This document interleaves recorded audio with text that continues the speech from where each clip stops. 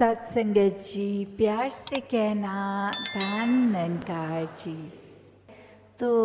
जहाँ भक्तों ने हमेशा से ये सेवा का भाव ही उत्तम भाव बनाया और जब भी किसी ने सेवा करी वो भाव ये नहीं कि सिर्फ एक भला हो तो हमारा अपना ही हो या हमारे जानकारों का हो। जब भी सेवा की बात आती है उसमें मानवता की सेवा की बात होती है और कैसे ये सेवा सिर्फ कुछ गिनती पे चंद लोग जिनको हम बहुत अच्छे से जानते हैं सिर्फ उनके लिए कुछ करना ही एक सेवा नहीं है। अक्सर संसार में वो बात आ जाती है कि हम कभी अगर एक अपने आप की से जुड़े किसी भी चीज़ में एक सेवा भाव अगर कह देते हैं और मन के अंदर यदि भाव चल रहा होता है कि इस व्यक्ति की अगर मदद कर देंगे तो आगे चल के ये हमारे लिए जीवन में उपयोगी साबित होगा। और दुनिया में कैसे ये खुदगर्जी के भाव को भी सेवा का भाव बताया गया है और संत ही युगों से ये समझाते हैं कि सेवा का असली भाव तो वो भाई कन्हैया वाली भावना का भाव है कि जब सेवा करी तो अपने पराये कोई नहीं देखे, वो एक समान दिल से हर एक में इस निराकार को देखते हुए हर जन की सेवा गई। हर किसी को वो जब इतिहास में उन्होंने पानी पिलाने वाली बात, दवाई लगाने वाली बात कि कौन अपने कौन पराए इससे फर्क नहीं पड़ता क्योंकि सभी अपने हैं कोई पराया नहीं। कैसे जीवन में सभी ने जब जब भी एक भाव मन में रखे कि कैसे सत्संग निराकार एक ये जो कड़ी है कि मन में निराकार का वास रखना है और सत्संग आने का भी भाव वही कि निराकार से और गहराई से ये ब्रह्म ज्ञान को समझना। क्योंकि अक्सर ऐसा भी हो जाता है कि ये ब्रह्म ज्ञान तो प्राप्त कर लिया, उस समय बैठ गए, ये ब्रह्म ज्ञान की दात मिल रही है पर शायद ध्यान कहीं और रहा और फिर वो जब लगभग वो एक आधा घंटा जो लगा वहाँ और बाहर आए ज्ञान कक्ष से तो फिर बात तो हो गई कि ब्रह्म ज्ञान प्राप्त है पर वो समझ पकड़ में नहीं आई क्योंकि या तो ध्यान से श्रवण नहीं किया या फिर कोई बात अगर समझ ना आने पे प्रश्न रूप नहीं किया गया या फिर और किसी बात को उस समय सोचकर कि बोला क्या जा रहा है उस पे ध्यान नहीं दिया और फिर एक बात ये हो गई कि हमने ब्रह्म ज्ञान को प्राप्त कर लिया है और फिर जीवन में आगे क्या होता है तब जब अपने बेसिक कॉन्सेप्ट ही नहीं क्लियर तो आगे तो फिर एक कन्फ्यूजन ही है। वो फिर जिंदगी वैसी ही है जो चाहे किसी ने ब्रह्म ज्ञान ना लिया हो तो भी जो वो जीवन जीते हैं वैसे ही हर फिर ऐसे भी जब ज्ञान लेकर उसको समझकर उसको हृदय में न बसाएं तो भी जीवन वैसे ही ये अंधकार में ही होता है। तो बात वही कि ब्रह्म ज्ञान भी जब ले रहे हों तो कैसे वो उसकी समझ को पकड़ना है, एक मन में क्लैरिटी से ये ज्ञान बसे, उस ओर ही ये ध्यान हो।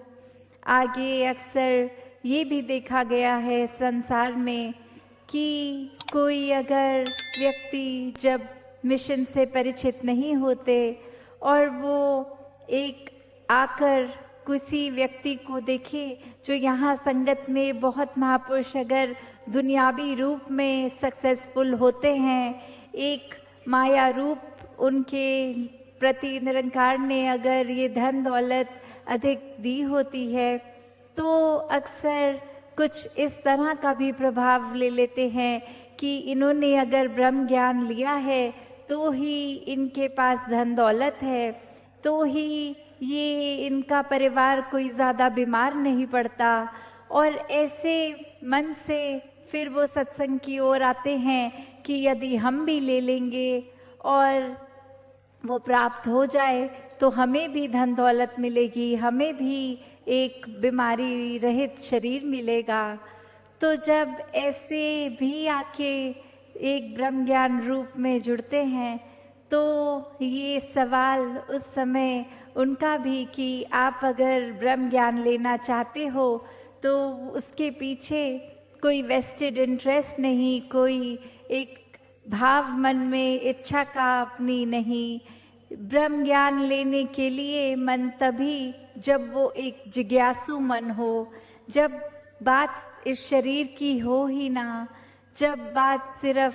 इस शरीर के अंदर बसी आत्मा और अंग संग हर जगह बसे इस परमात्मा की हो, कि जब इस आत्मा की तड़प कि अपने असली रूप इस निराकार में मिलना है, इसका पता करना है, तो वो भाव एक ब्रह्म ज्ञान के प्रति एक रुझाव होना, एक जिज्ञासा होना मुबारक है। क्योंकि ये भी देखा गया है कि अक्सर कुछ संगत करके कुछ एक नए अगर जुड़ते भी हैं, आगे वो कुछ समय बाकियों को प्रेरणा देते हैं कि हम कुछ समय से सत्संग जा रहे हैं, आप भी चलिए, और खुद अपने कुछ समय में ही वो सत्संग के प्रति लगन कम हो गई, और आगे जिनको कहा उनके प्रति वो उनका तो एक मन का लगाव इस निरंकार से हो गया। उन्होंने ब्रह्म ज्ञान भी लिया और उसको बसाया भी, उसके प्रति एक जीवन समर्पित भी किया, पर जिन्होंने उनको ब्रह्म ज्ञान की प्रेरणा दी वो ही सत्संग से दूर हो गए। तो कैसे जीवन में हर किसी ने ये ब्रह्म ज्ञान की दात को जब लेना है तो भाव मन में सिर्फ और सिर्फ यही कि इस निराकार का पता चल जाए, इस शरीर की ही यात्रा को हम एक असली, एक अपने शरीर को ही सब कुछ ना मान बैठे, जो असली का जीवन है, एक नश्वर जीवन, वो तो एक खत्म है जब, तो ये आत्मा जो नश्वर हमेशा एक दातार के साथ ही जुड़कर हो जाएगी जब भटकन से रहित जीवन होगा। वरना बात यही कि हम तो ज्ञान भी हमने प्राप्त किया, सत्संग भी जाते हैं, फिर भी अगर घर परिवार में शादी है तो भरम भुलेखे भी हम फॉलो करेंगे। हम फिर एक जो संसारिक सुपरस्टिशंस हैं उनको भी मानेंगे और अपने आप को बोलते हैं कि हम तो संसारिक हर एक बंधन से मुक्त हैं। तो ऐसा फिर सोचना, एक खुद ही मन में देखे कि जब ये निराकार ही बेरंगा है